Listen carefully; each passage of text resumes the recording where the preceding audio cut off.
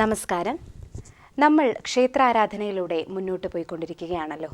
വരൂ, ഇന്ന് നമുക്ക് പൂജയുടെ രഹസ്യങ്ങളിലൂടെ സഞ്ചരിക്കാം. എല്ലാ മാന്യ പ്രേക്ഷകർക്കും സ്പിരിച്വലിലേക്ക് ഹൃദ്യമായ സ്വാഗതം.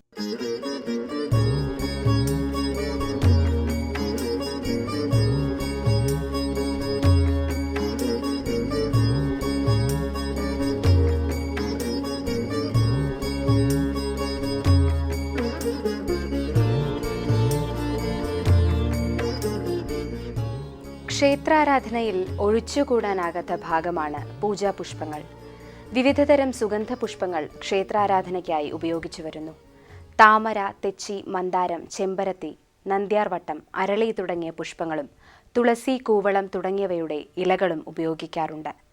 അതിൽ തന്നെ ചില ദേവന്മാർക്ക് ചിലത് വിശേഷമായി കരുതുന്നു. അരളിയും കൂവളത്തിലയും ശിവനും, തുളസിയും മന്ദാരവും വിഷ്ണുവിനും, ചെമ്പരത്തി ദേവിക്കും പ്രിയപ്പെട്ടതാണെന്ന് വിശ്വസിച്ചു വരുന്നു.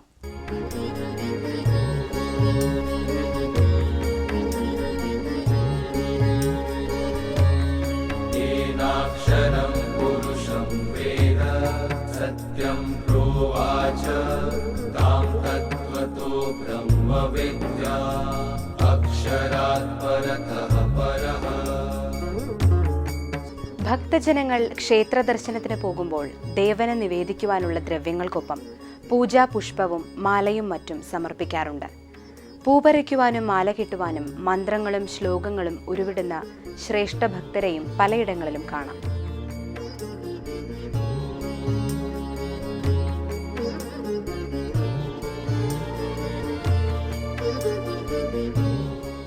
ഈശ്വര സന്നിധിയിൽ പുഷ്പങ്ങൾ അർപ്പിക്കുമ്പോൾ അതിനു പിറകിലുള്ള തത്വദർശനം കൂടി നമ്മൾ അറിഞ്ഞിരിക്കണ്ടേ? എന്തിനാണ് പുഷ്പം അർപ്പിക്കുന്നത്? പുഷ്പം സമർപ്പിക്കുമ്പോൾ മനസ്സിലെ സങ്കല്പം എന്തായിരിക്കണം? ഏറ്റവും നല്ല പുഷ്പം ഏതാണ്? ഇതിനുള്ള ഉത്തരങ്ങളെല്ലാം ബ്രഹ്മകുമാരി മീനാജിയിൽ നിന്നും ഇന്ന് നമുക്ക് കേൾക്കാം.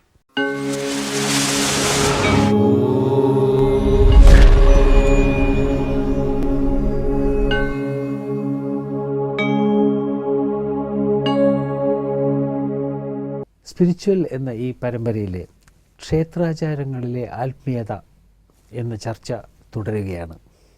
നമസ്കാരം. ഓം ശാന്തി.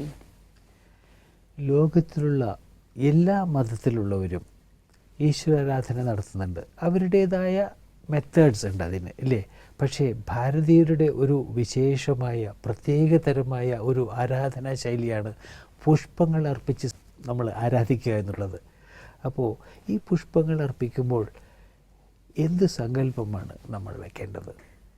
മുള്ളും പൂവും രണ്ടും നമുക്ക് കാണാൻ കഴിയും.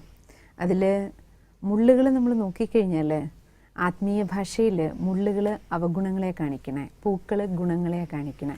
പക്ഷേ ഭഗവാന് നമ്മളെപ്പോഴും സമർപ്പിക്കുന്നത് പൂക്കളാണ്, അല്ലേ? പൂ പൊട്ടിക്കുമ്പോൾ മുതൽ ഭഗവാന് കൊടുക്കാൻ വേണ്ടി പൂവെടുത്ത് പിന്നെ അത് മാല കെട്ടി അല്ലെങ്കിൽ പൂക്കളായിട്ട് ഭഗവാന്റെ അടുത്തേക്ക് നമ്മൾ കൊണ്ടുപോവുക, സമർപ്പിക്കുക.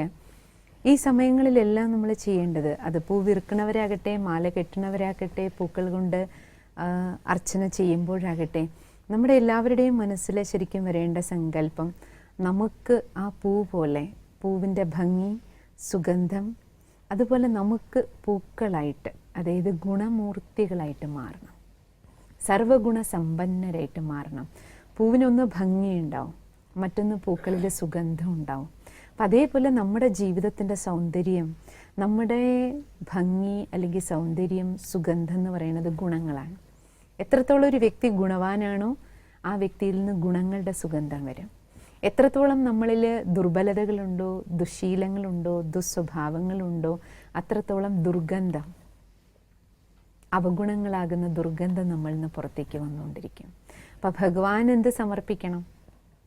ഗുണങ്ങൾ നിറഞ്ഞ ഒരു വ്യക്തിത്വമായിട്ട് ഞാൻ എന്നെയാണ് സമർപ്പിക്കേണ്ടത്. ദിവ്യഗുണവാനായ വ്യക്തിയായിട്ട് ഞാൻ മാറുക എന്നുള്ളതാണ്. ഭഗവാന്റെ അടുത്തേക്ക് ഞാൻ എന്നെയാണല്ലോ സമർപ്പിക്കേണ്ടത്. അപ്പോൾ പക്ഷെ ഞാൻ എന്നെ എങ്ങനെ സമർപ്പിക്കണം? ഗുണവാനാക്കി. കാരണം ഞാൻ പരമാത്മാ സന്താനമാണ്. ഭഗവാൻ സർവ്വഗുണങ്ങളുടെ സാഗരമാണ്.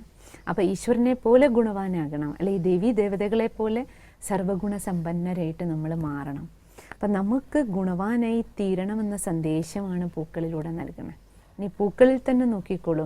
പൂക്കൾ കൊണ്ട് നമ്മൾ മാല കെട്ടി ഭഗവാനെ കൊണ്ടുപോയി ചാർത്തും. എന്നിട്ട് ആ മാല ഭഗവാന് ചാർത്താറുണ്ട്, ഭഗവാന്റെ വിഗ്രഹത്തിൽ ചാർത്താറുണ്ട്. അതിൻ്റെ അർത്ഥം എന്താ? നമുക്ക് ഭഗവാന്റെ കഴുത്തിലെ മാലയിലെ പൂവായിട്ട് മാറണം. ഈശ്വരൻ്റെ കഴുത്തിൽ ചാർത്തപ്പെടുന്ന മാലയിലെ പൂവായിട്ട് മാറണമെങ്കിൽ എനിക്ക് മാറണമെങ്കിൽ ഞാൻ ആ കഴുത്തിലെ മാലയിലെ മണിയാകാൻ, പൂവാകാൻ എനിക്കെന്ത് യോഗ്യത വേണം? ഗുണങ്ങൾ. ഭഗവാന് വേണ്ടത് അതാണ്. പറയാറില്ലേ, നമുക്ക് ഭഗവാന്റെ കഴുത്തിലെ മാലയിലെ മുത്തായി പൂവായിട്ട് മാറണം. ഒരു പാട്ട് പോലും ഞാൻ കേട്ടിട്ടുണ്ട്. അതായത് ഭഗവാന് സമർപ്പിക്കുന്ന അർച്ചന പുഷ്പങ്ങളായി അദ്ദേഹത്തിൻ്റെ പാദത്തിൽ വീഴാനുള്ള ഭാഗ്യം ലഭിക്കണം, ഭഗവാന്റെ കഴുത്തിലണിയുന്ന ആ മാലയിലെ പുഷ്പമായി തീരാനുള്ള യോഗ്യത എനിക്ക് ലഭിക്കണം എന്ന് അർത്ഥം വരുന്ന ഒരു പാട്ട് ഞാൻ കേട്ടിട്ടുണ്ട്. പക്ഷെ എല്ലാ പൂക്കളും ഉപയോഗിക്കൂല്ല. താഴെ വീണ പൂവ് നമ്മൾ ഭഗവാന് കൊടുക്കില്ല, വാടിയ പുഷ്പം കൊടുക്കില്ല, ചൂടിയ പുഷ്പം കൊടുക്കില്ല, പുഴു കടിച്ചതോ അല്ലെ എന്തെങ്കിലും അരിച്ച് കേടുവന്ന പൂക്കൾ ഉപയോഗിക്കില്ല. അപ്പോൾ ആ ഭംഗിയായിട്ടുള്ള ഏറ്റവും നല്ല പൂക്കളാണ് ഭഗവാന് കൊണ്ടുപോയി അർപ്പിക്കുക. പ്രത്യേകിച്ചും ദേവീദേവന്മാരുടെ ക്ഷേത്രങ്ങളിലെല്ലാം നമ്മൾ നോക്കിക്കഴിഞ്ഞാൽ അപ്പം അതിൽ നമ്മൾ എന്താ മനസ്സിലാക്കേണ്ടത്? വീണ പൂവ്, വാടിയ പൂവ്, അർത്ഥം എന്താ? നമ്മൾ പെർഫെക്റ്റ് ആയിരിക്കും. വീണ പൂവ് അർത്ഥം നമ്മുടെ അധപ്പതിച്ച അവസ്ഥയാണ്. വാടിയ പൂവ് അർത്ഥം നമ്മുടെ ഉന്മേഷവും ഉത്സാഹവും ഇല്ലാത്ത മനസ്സാണ്, അല്ലേ? പുഴു കടിച്ചത് അർത്ഥം എന്താ? അവഗുണങ്ങൾ നിറഞ്ഞ മനസ്സ്, വികലമായിട്ടുള്ള സ്വഭാവ വൈകല്യങ്ങളുള്ള മനസ്സ്. അങ്ങനെയുള്ള മനസ്സ് കൊണ്ട് നമുക്ക് ഈശ്വരൻ്റെ അടുത്ത് നിന്ന് ഒന്നും നേടാൻ പറ്റില്ലേ? അപ്പോൾ ഭഗവാന് വേണ്ടത് എന്താണ്? ശുദ്ധമായ മനസ്സാണ്, നിഷ്കളങ്കമായ പരിശുദ്ധമായ സർവഗുണ സമ്പന്നമായ മനസ്സ്. ആ മനസ്സിലാണ് ഈശ്വരീയ ശക്തികൾ നമുക്ക് നിറയ്ക്കാൻ പറ്റുന്നത്. പ്രത്യേകിച്ചും അതുകൊണ്ടാണ് ശിവൻ്റെ അടുത്ത് പോകുമ്പോഴൊരു പ്രത്യേകത തന്നെയുണ്ട്. ശിവൻ എപ്പോഴും എരിക്കിൻ പൂവാണ് അർപ്പിക്കുക. അതിന് ഗുണവുമില്ല, മണവുമില്ല. ബാക്കി ദേവീദേവതകൾക്ക് നമ്മൾ അർപ്പിക്കുന്ന പൂക്കളിൽ നിന്നുള്ള വ്യത്യാസം അതാ. ശിവൻ്റെ അടുത്ത് സമർപ്പിക്കുന്ന പൂവേ എരിക്കിൻ പൂവാ, നിറമില്ല, മണമില്ല. അതെന്തുകൊണ്ടാണ്? എന്തുകൊണ്ടായിരിക്കണം? ആലോചിച്ച് നോക്കൂ. നമ്മൾ ഭഗവാന്റെ അടുത്ത് അഭയം പ്രാപിക്കുന്നത്, അതായത് നിറമില്ല, മണമില്ല, സുഗന്ധമില്ല, അർത്ഥം എന്താ? അവഗുണങ്ങൾ ഭഗവാന് സമർപ്പിക്കാൻ പറയണം. നമ്മളിൽ എന്തൊക്കെ ദുർബലതകളുണ്ടോ ആ ഗുണങ്ങളില്ലാത്ത നമ്മൾ നമ്മുടെ മനസ്സ് ഭഗവാന്റെ അടുത്ത് സമർപ്പിച്ച് ഭഗവാൻ ആ മനസ്സിനെ സർവഗുണ സമ്പന്നാക്കി മാറ്റും. നമ്മൾ ഈശ്വരൻ്റെ അടുത്ത് ഇരുന്ന് കൊടുത്താൽ ഭഗവാൻ ഈശ്വരീയ ജ്ഞാനത്താൽ, ഈശ്വരീയ ശക്തികളാൽ, ഈശ്വരീയ ഗുണങ്ങളാൽ നമ്മളെ ഗുണവാനാക്കും. അത് ഒരേ ഒരു സർവശക്തിവാന് ശിവന് മാത്രമേ പറയില്ലേ, കാളകൂട വിഷം കുടിക്കാൻ ശിവനെ പറ്റുള്ളൂ എന്നാണ് പറയാം. അപ്പോൾ നമ്മുടെ അവഗുണങ്ങളെ സ്വീകരിക്കാൻ ആർക്കേ കഴിയുള്ളൂ എന്നർത്ഥം. നിറയില്ലാത്ത, മണമില്ലാത്ത അർത്ഥം അവഗുണങ്ങൾ നിറഞ്ഞത്. അവഗുണങ്ങളെ സ്വീകരിക്കാൻ ഒരേ ഈശ്വരന് മാത്രമേ കഴിയുള്ളൂ. സ്വീകരിക്കുക മാത്രമല്ല, ഭഗവാൻ നമ്മുടെ അവഗുണം സ്വീകരിച്ചു എന്ന് പറഞ്ഞ് ഭഗവാൻ നമ്മളെപ്പോലെ ആവില്ലേ. അത് കടലാണ്. നമ്മുടെ ഒരു എഫക്റ്റ് അവിടെ ബാധിക്കില്ല, പക്ഷെ തിരിച്ച് നമ്മളെ ഗുണവാനാക്കി മാറ്റുകയും ചെയ്യും. അതാണല്ലോ ശിവൻ്റെ പ്രത്യേകത. ബഹൻജി, തെച്ചി, മന്ദാരം, തുളസി ഇതൊക്കെയാണ് വിഷ്ണുവിന് പ്രിയം. ഇതപ്പോൾ ബഹൻജി പറഞ്ഞു എറുക്കൻ പൂവാണ് ശിവനെന്ന്. അപ്പോൾ പല ദേവന്മാർക്കും സർവേശ്വരനായ ശിവനും എല്ലാവർക്കും പല പൂക്കളോടാണ് ഇഷ്ടമെന്ന് പറഞ്ഞു. അപ്പോൾ ഈശ്വരന് ഇഷ്ടപ്പെടുന്ന അല്ലെങ്കിൽ ഇഷ്ടപ്പെട്ട പൂ ഏതാണ്? പറയാറില്ലേ, ഭഗവാന് കൊടുക്കേണ്ടത് നമ്മുടെ ഹൃദയമാണ് പറയും. ഹൃദയ കമലം എന്നല്ലേ പറയാം. കമലപുഷ്പ സമാനം, താമരപ്പൂവിന് സമാനം നമ്മുടെ ഹൃദയത്തെ തയ്യാറാക്കി ഭഗവാന് മുന്നിൽ സമർപ്പിക്കണം. ഇന്ന് നമ്മൾ പൂക്കൾ കൊണ്ട് വെച്ചിട്ട് പോരുന്നതോടുകൂടി നമ്മുടെ ഡ്യൂട്ടി കഴിഞ്ഞു എന്നാണ് വിചാരിക്കണം. അതോടുകൂടി കഴിയുന്നില്ല. ഒന്ന് ഞാൻ പൂവായിട്ട് മാറണം. ആ സ്മൃതി നമുക്ക് എത്രത്തോളം വരുന്നുണ്ട്? എനിക്ക് ഗുണവാനാകണം, എൻ്റെ ഹൃദയം ഗുണങ്ങൾ കൊണ്ട് നിറയണം. ഏത് പൂ പോലെ? താമരപ്പൂ പോലെ. നമുക്ക് എല്ലാ ദേവന്മാരിരിക്കുന്നത്, ദേവിമാരിരിക്കുന്നത് താമരയിൽ കാണിക്കാറുണ്ട്. അല്ലെങ്കിൽ നിൽക്കുകയാണെങ്കിൽ താമരപ്പൂവിൽ നിൽക്കുന്നതായിട്ട് കാണിക്കാറുണ്ട്. ഓരോ കൈകളിൽ താമരപ്പൂ കാണിക്കാറുണ്ട്. ഓരോ അംഗങ്ങളെയും ദേവിമാരുടെ ഉപമിക്കുന്നത് താമരപ്പൂവിനോടാണ്. എൻ്റെ അർത്ഥം എന്താണ്? ദിവ്യ ഗുണങ്ങൾ നമ്മളിൽ വന്നു കഴിയുമ്പോൾ നമ്മുടെ കണ്ണ് ശുദ്ധമാവും, താമരപ്പൂ പോലെ പവിത്രാകും. നമ്മുടെ ഓരോ ഇന്ദ്രിയവും, കൈകൾ, ഈ കമലഹസ്തം എന്നല്ലേ പറയാം, നയന കമലങ്ങളെന്നാണ് പറയാം. അത് നമ്മുടെ ഓരോ അംഗങ്ങളും പരിശുദ്ധമാകണം, പരിപാവനാകുക. അർത്ഥം എന്താ? ഈ കർമ്മേന്ദ്രിയങ്ങളിലൂടെ പിന്നെ നമ്മളൊരു വികർമ്മം, അപവിത്ര കാര്യം, അശുദ്ധ കാര്യം ചെയ്യില്ല, അല്ലേ? അതുകൊണ്ട് കമലപുഷ്പം, താമരപ്പൂ തന്നെ നോക്കൂ, വളരുന്നത് എവിടെയാണ്? താമരച്ചെടി ചേറിലാണ്. അപ്പോൾ ആ ചേറിലാണ് അതിൻ്റെ വേര് കിടക്കുന്നത്, അല്ലേ? ചേറ്റിൽ വിളഞ്ഞ ചെന്താമര എന്ന് പറയും. അതെ. പക്ഷെ പൂവ് നോക്കൂ, പൂവ് ഇത്രയും തണ്ട് ഉയരത്തിലേക്ക് വന്നിട്ട് പൂവ് വെള്ളത്തിലും തൊടില്ല, ചേറിലും തൊടില്ല. അതെപ്പോഴും സൂര്യനെ നോക്കിക്കൊണ്ടാണ് നിൽക്കണം, അല്ലേ? അപ്പം അതേപോലെ താമരപ്പൂവിനോട് ഉപമിക്കാനുള്ള കാരണം തന്നെ അതാണ്. നമ്മുടെ ഓരോരുത്തരും ഗൃഹസ്ഥ ജീവിതം ജീവിക്കുകയാണെങ്കിൽ പോലും ഗൃഹസ്ഥത്തിലിരിക്കെ നമുക്കറിയാമല്ലോ, പ്രത്യേകിച്ച് ഇന്നത്തെ കാലഘട്ടം കലിയുഗ ലോകമാണ്. ചെളിക്കുണ്ട് പോലെ നമുക്ക് ചുറ്റും ചെളി ധാരാളം പലതരത്തിൽ നമുക്ക് കാണാം. അതിൻ്റെ അർത്ഥം നമ്മൾ ആ ചെളിയുടെ ഭാഗമാകണമെന്നില്ല. നാലുവശത്തും ചെളിയുണ്ട്. ഇനി കുടുംബജീവിതം, ആ വെള്ളത്തിലൂടെ നമ്മൾ കടന്നു പോകുമ്പോഴും നമ്മൾ ചേറിൽ തൊടാതെ, നമുക്ക് ചുറ്റുമുള്ള അഴുക്കിന് നമ്മളെ അഴുക്കാക്കാതെ, നമ്മൾക്ക് ചുറ്റുമുള്ള വെള്ളം അത് നമ്മളെ സ്പർശിക്കാതെ, താമരപ്പൂവാകുന്ന നമുക്ക്, നമ്മളെ താമരപ്പൂവിനോട് ഉപമിച്ചാൽ താമരപ്പൂവാകുന്ന നമുക്ക് നമ്മുടെ മനസ്സിനെ സൂര്യന് നേരെ വെക്കുകയാണെങ്കിൽ, നമ്മുടെ സൂര്യനാരാണ്? താമരപ്പൂവിൻ്റെ സൂര്യനിത്. പക്ഷെ നമ്മുടെ മനസ്സാകുന്ന താമരപ്പൂവിൻ്റെ സൂര്യനാണ് ജ്ഞാനസൂര്യൻ ഭഗവാൻ. സർവേശ്വരന് നേരെ മുഖം നമ്മൾ കാണിച്ചുകൊണ്ട് ജീവിതം മുന്നോട്ട് കൊണ്ടുപോവുകയാണെങ്കിൽ തീർച്ചയായിട്ടും ഈ ചെളിയിലും വെള്ളത്തിലും തൊടാതെ നമുക്ക് മുന്നോട്ട് പോകാൻ പറ്റും. കലിയുഗത്തിൻ്റെ ചെളിക്കുണ്ടിൽപ്പെട്ട് ചെളിയാവാതെ, അധർമ്മത്തിൻ്റെ, അക്രമത്തിൻ്റെ, അനീതിയുടെ പാതയിൽ പോയി അഴുക്ക് പറ്റാതെ, ഗൃഹസ്ഥത്തിൻ്റെ ഭാരത്തിൽ മുങ്ങിപ്പോകാതെ, നമുക്ക് ആത്മാവിന്, നമ്മുടെ മനസ്സിനെ ജ്ഞാനസൂര്യനായ ഭഗവാന്റെ ചൂടും വെളിച്ചവും കൊണ്ട് ഈശ്വരീയ ജ്ഞാനത്താലും ഈശ്വരനുമായിട്ടുള്ള കൂട്ടുകെട്ട് ഉപയോഗിച്ചും ഈശ്വരനോടൊപ്പമുള്ള മനസ്സിൻ്റെ അടുപ്പം ഉപയോഗിച്ച് നമ്മുടെ ജീവിതത്തെ ശുദ്ധീകരിക്കാൻ കഴിയും. അങ്ങനെയുള്ള ശുദ്ധീകരണം മനസ്സിനുണ്ടാകുമ്പോൾ നമ്മുടെ ഓരോ കർമ്മേന്ദ്രിയങ്ങളും ശീതളവും ശാന്തവും ശ്രേഷ്ഠവും ശുദ്ധമായിട്ട് മാറും. അങ്ങനെ നമ്മുടെ ഓരോ കർമ്മേന്ദ്രിയവും ശുദ്ധമാകുമ്പോൾ എന്തായി? സർവഗുണസമ്പന്നമായിട്ടുള്ള നമ്മളെ തന്നെ പൂവായിട്ട് ഭഗവാന് മുന്നിൽ സമർപ്പിക്കണം.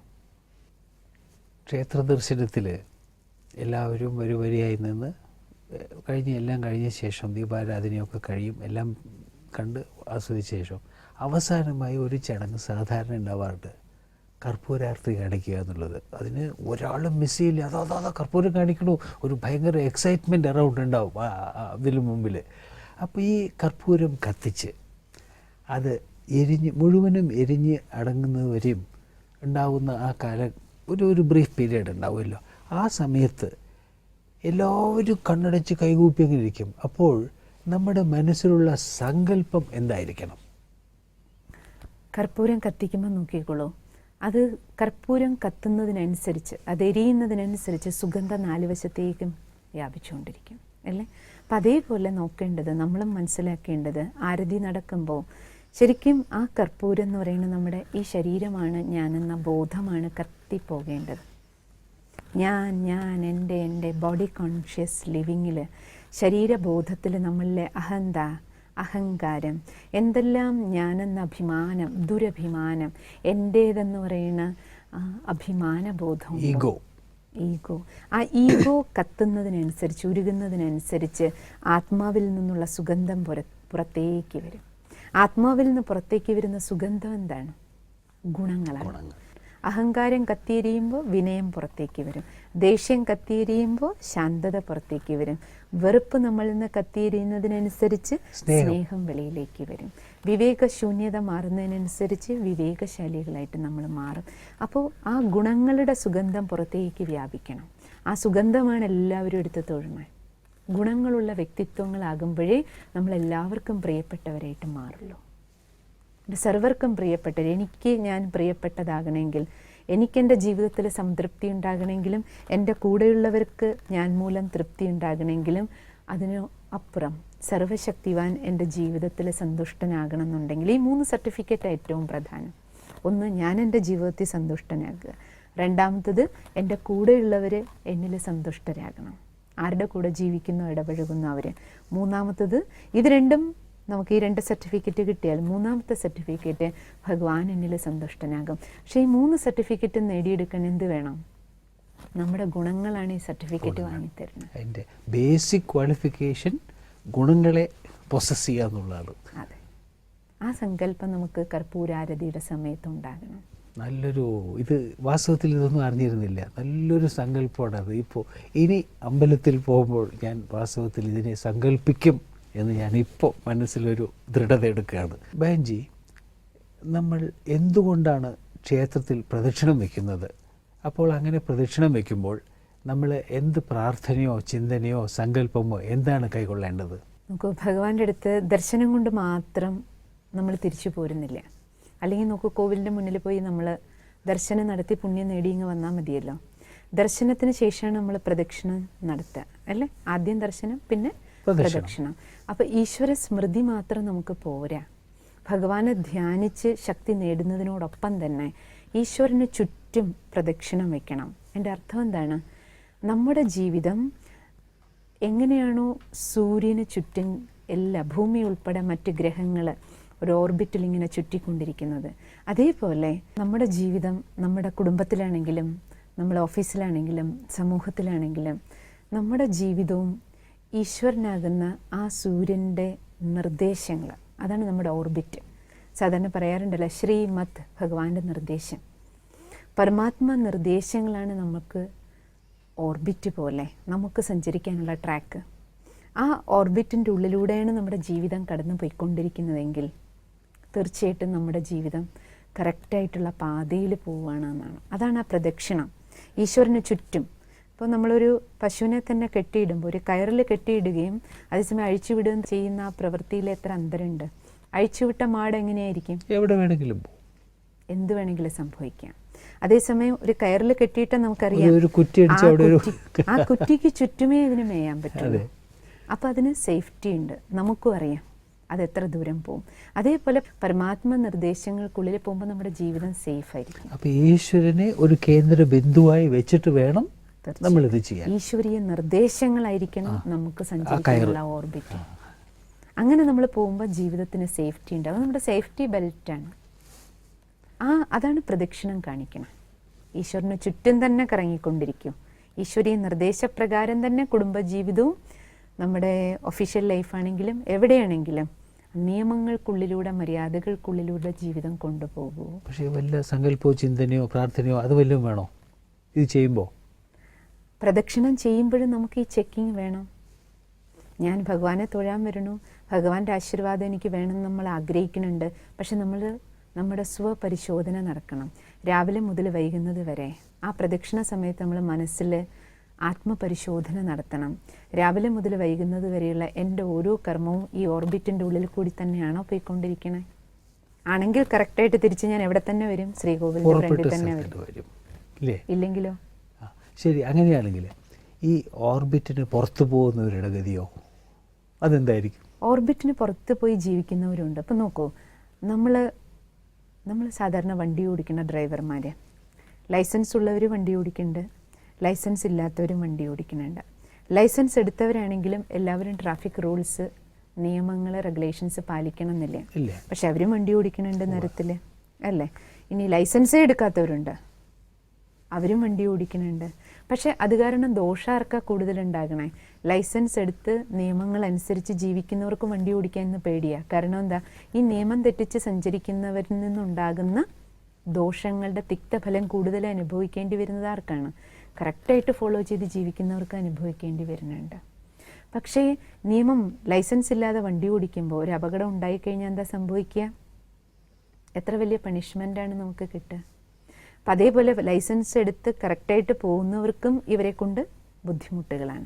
അതേപോലെ ഈശ്വരീയ നിർദ്ദേശപ്രകാരം ജീവിക്കുന്നവർ, ഡയറക്ഷൻ അനുസരിച്ച് പോകുന്നവർ കുറച്ച് പേരേ ഉള്ളൂ. പക്ഷെ ആ കുറച്ച് പേർക്ക് തന്നെ കൂടുതൽ ജാഗ്രത എന്ന് പുലർത്തേണ്ട ആവശ്യമാണ്. കാരണം ഓർബിറ്റിൽ നിന്ന് വ്യതിചലിച്ച് സഞ്ചരിക്കുന്നവർ ധാരാളം ഉള്ളത് കാരണം അവരുണ്ടാക്കുന്ന പ്രശ്നങ്ങൾ, ആ പ്രശ്നങ്ങൾ കൊണ്ട് നമുക്ക് തട്ടലും മുട്ടലും ഉണ്ടാകാതിരിക്കണേ നമുക്ക് കൂടുതൽ ജാഗരൂകരായിട്ട്. അത്തരക്കാരുടെ പോപ്പുലേഷനാണ് ഇപ്പോൾ വർദ്ധിച്ചുകൊണ്ടിരിക്കുന്നുണ്ട്. പ്രോബബ്ലി കലിയുഗം ആയതുകൊണ്ടായിരിക്കാം. അതുകൊണ്ട് ക്ഷേത്ര പ്രദക്ഷിണം നമുക്ക് സ്മൃതി ഉണർത്തി തരികയാണ്. നമുക്ക് ആത്മപരിശോധന നടത്തണം.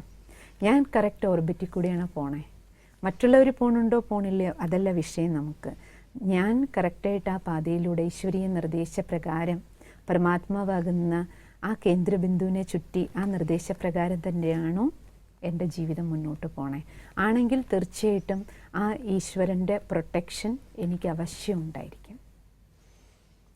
ബഹൻജി, ഈ ക്ഷേത്രാരാധനയുടെ പുറകിലുള്ള ആചാരങ്ങൾ എന്ന് പറയുമ്പോൾ ഈ പുഷ്പം സമർപ്പിക്കുന്നതിൻ്റെ പിന്നിലും കർപ്പൂരം കത്തിക്കുന്നതിൻ്റെ പിന്നിലും പ്രദക്ഷിണം വയ്ക്കുന്നതിൻ്റെ പിന്നിലുമൊക്കെ അടങ്ങിയ തത്വത്തിനെ വളരെ വളരെ ഭംഗിയായി ഞങ്ങൾക്ക് എടുത്ത് പറഞ്ഞു തന്നു.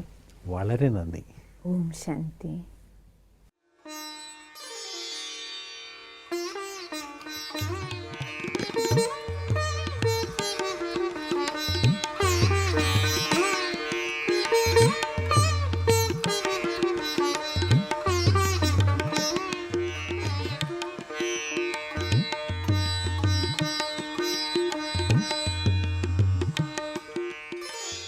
മുള്ളുപോലെയുള്ള മനസ്സ് പുഷ്പം പോലെയാക്കി മാറ്റി വാട്ടവും കോട്ടവും തട്ടാതെ സംരക്ഷിച്ചാൽ ഈ ഹൃദയകമലം തന്നെയായിരിക്കും ഈശ്വരന് ഏറ്റവും പ്രിയം.